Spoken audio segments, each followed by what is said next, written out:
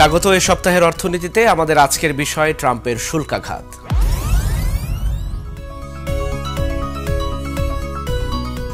পূর্ব ঘোষণা মতোই আমেরিকার প্রেসিডেন্ট ডোনাল্ড ট্রাম্প তার আগ্রাসী শুল্ক নীতি ঘোষণা করেছেন। যেই দেশ আমেরিকার পণ্যে যতটা শুল্ক চাপিয়ে থাকে, সেই দেশের পণ্যে পাল্টা তার উপযুক্ত শুল্ক চাপানোর কথা আগেই জানিয়েছিলেন মার্কিন প্রেসিডেন্ট ট্রাম্প রেসিপ্রোকাল ট্যারিফ ঘোষণার এখন থেকে বাংলাদেশকে আমেরিকাতে কোনো পণ্য পাঠালে ৩৭% শুল্ক দিতে হবে। এই ঘটনায় আকাশ ভেঙে পড়ে বাংলাদেশ সরকার ও ব্যবসায়ীদের মাথায়। যদিও বিনিয়োগ বোর্ডের প্রধান বলেছেন তেমন এটি একটি ভালো সংকেত। প্রধান উপদেষ্টা ঠিকই ট্রাম্পের কাছে চিঠি লিখেছেন এই শুল্ক পুনর্বিবেচনা করতে।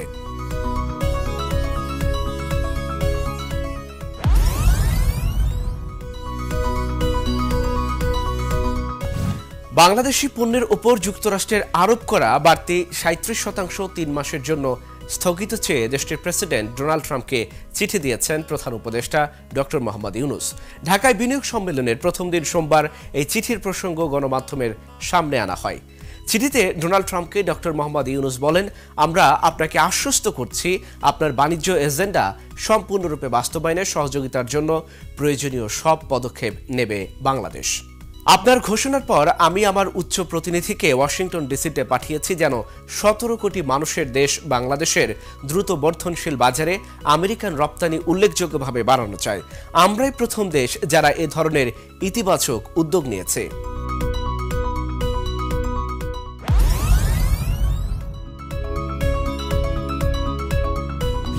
মার্কিন প্রেসিডেন্ট ডোনাল্ড ট্রাম্পের শুল্ক আঘাতের বিভিন্ন দিক খতিয়ে দেখছে সরকার এবং বেসরকারি খাত। একদম প্রাথমিক প্রক্রিয়ায় বাণিজ্য উপদেষ্টা শেখ বশিরউদ্দিন বলেছিলেন এটি বাংলাদেশের জন্য অনাকাঙ্ক্ষিত ধাক্কা। এখন অবশ্য বাস্তবতা বুঝতে পেরে নানা উদ্যোগ নিতে শুরু করেছে সরকার।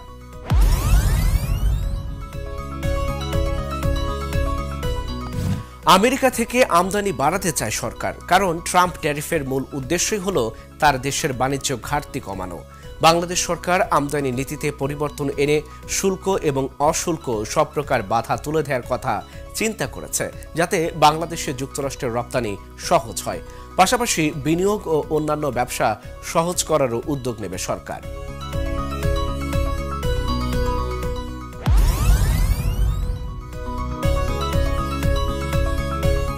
যুক্তরাষ্ট্রের সঙ্গে বাণিজ্য ঘাটতি কমিয়ে আনতে দেশটির আরও ১০০টি পণ্য শূন্য শুল্কে বাংলাদেশে রপ্তানি সুবিধা দেবে সরকার।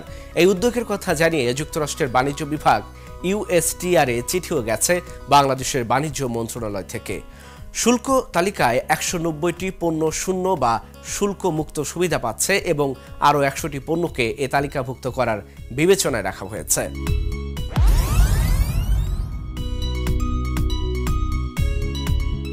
আজ থেকে ১ যুগ আগে বাংলাদেশ ও যুক্তরাষ্ট্রের মধ্যে বাণিজ্য ও বিনিয়োগের ক্ষেত্রে যেসব বাধা রয়েছে সেগুলো চিহ্নিত এবং দূরীকরণে যৌথভাবে কাজ করতে উভয় দেশের মধ্যে বাণিজ্য ও বিনিয়োগ সহযোগিতা ফোরাম চুক্তি সই হয়।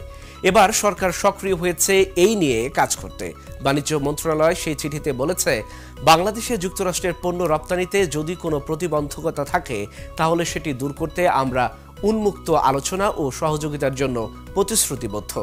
বাংলাদেশের সঙ্গে যুক্তরাষ্ট্রের বাণিজ্যের ক্ষেত্রে যেসব প্রতিবন্ধকতা রয়েছে সেগুলো চিহ্নিত করতে আমরা ইতিমধ্যে বাংলাদেশে অবস্থিত মার্কিন দূতাবাসের বাণিজ্য শাখার সঙ্গে ধারাবাহিক বৈঠক করেছে।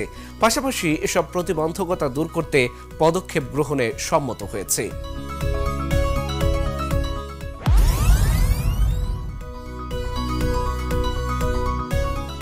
বাংলাদেশ যুক্তরাষ্ট্রের সঙ্গে একটি দীর্ঘমেয়াদে তরলীকৃত প্রাকৃতিক গ্যাস এলএনজি আমদানির জন্য চুক্তি করার প্রস্তাব দিয়েছে।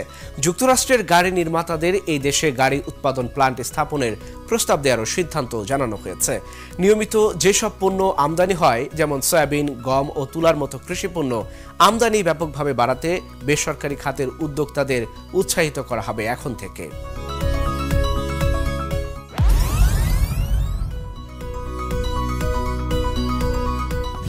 সরকার উদ্যোগ নিচ্ছে, তবে ট্রাম্পের শুল্ক ঘোষণার পরপরই যুক্তরাষ্ট্রের ক্রেতা প্রতিষ্ঠানগুলোর ক্রয়াদেশ স্থগিত করতে শুরু করেছে। বাংলাদেশের পণ্যও এর মধ্যে পড়েছে।